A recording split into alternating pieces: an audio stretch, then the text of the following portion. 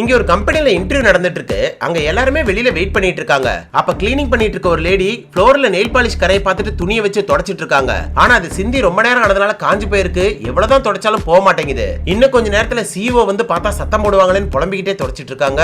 இதை இன்டர்வியூக்கு வந்த ஒரு லேடி பார்த்துட்டு இவங்க கிட்ட ஏதாவது ஆல்கஹால் மாதிரி சொல்யூஷன் இருக்கான்னு கேக்குறாங்க. அவங்களும் டாய்லெட் கழுவுற ஒரு சொல்யூஷன் எடுத்து கொடுக்குறாங்க.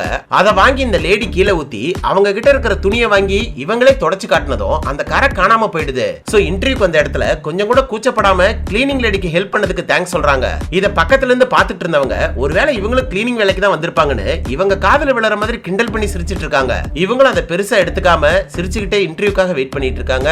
அப்பன்னு பார்த்து இவங்களுக்கு ஒரு எமர்ஜென்சியா கால் வருது. சோ நாளைக்கு வந்து இன்டர்வியூ அட்டெண்ட் பண்ணலாமான்னு ஃப்ரண்ட் டெஸ்க்ல போய் பர்மிஷன் கேக்குறாங்க. ஆனா அதுக்கு கம்பெனி ஒத்துக்காதனால வேற வழியே இல்லாம இவங்க ரவுண்ட் வர வரைக்கும் வெயிட் பண்ணிட்டு இருக்காங்க.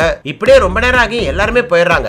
ஆனா இவங்கள மட்டும் யாருமே கூப்பிடல. இத கிளீனிங் பண்ற லேடி பார்த்துட்டு இன்னைக்கு இன்டர்வியூ முடிஞ்சிருச்சு, நீங்க இன்னும் கிளம்பலையான்னு வந்து விசாரிக்கிறாங்க. கரெக்டா அப்பன்னு பார்த்து ஃப்ரண்ட் டெஸ்க்ல இருக்கிற பொண்ணு வந்து இன்னைக்கு இன்டர்வியூ முடிஞ்சிருச்சு, நாளைக்கு வர முடியுமான்னு சொல்றாங்க. அதை கேட்டு இவங்க கோவப்படாம சரின்னு சிரிச்சுக்கிட்டே கிளம்பிடுறாங்க.